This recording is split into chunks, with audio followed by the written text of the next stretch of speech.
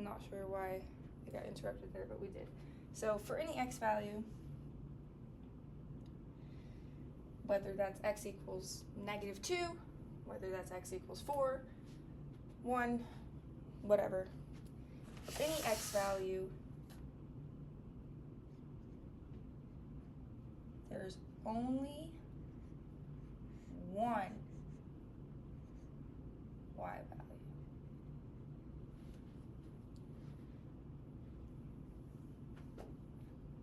It's that simple. We didn't even have to graph this to understand this.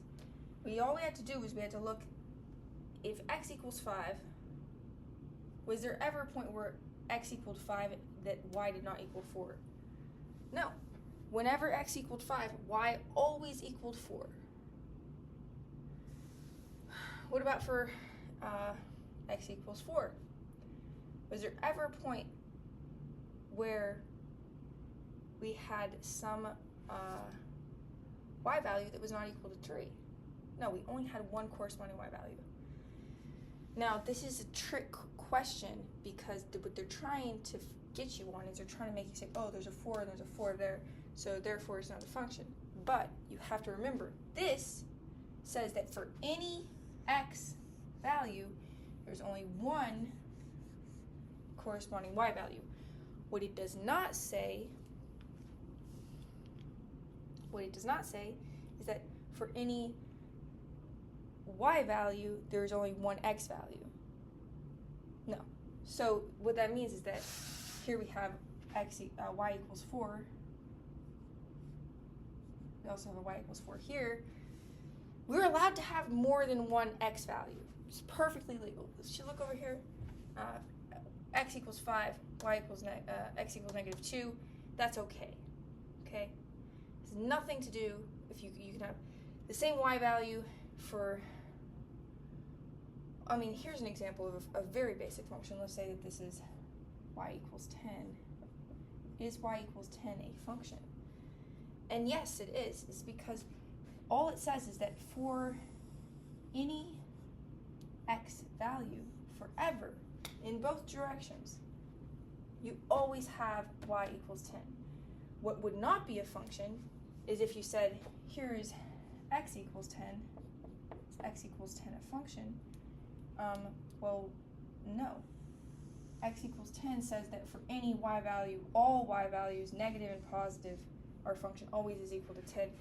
This completely contradicts the idea that for any x value, there's only one y value. This says there's infinite y values for one x value. Unacceptable. So, if you want to know if something is a function, ask yourself, is there any instance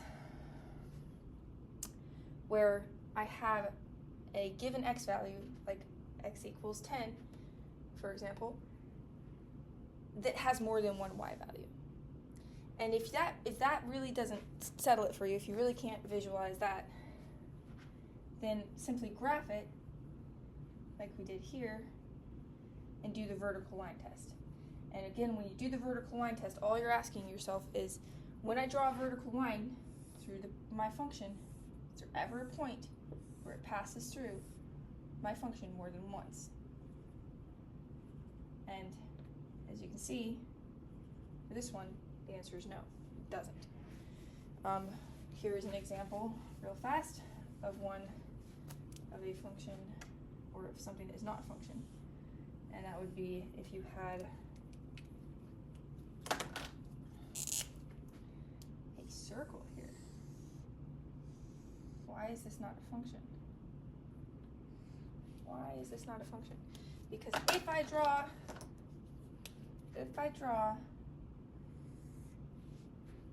a vertical line through this graph, I figured out that for whatever x value this is, x value, it has a y value here and a y value here. It has two different y values for the same x value, therefore it is not a function. Great.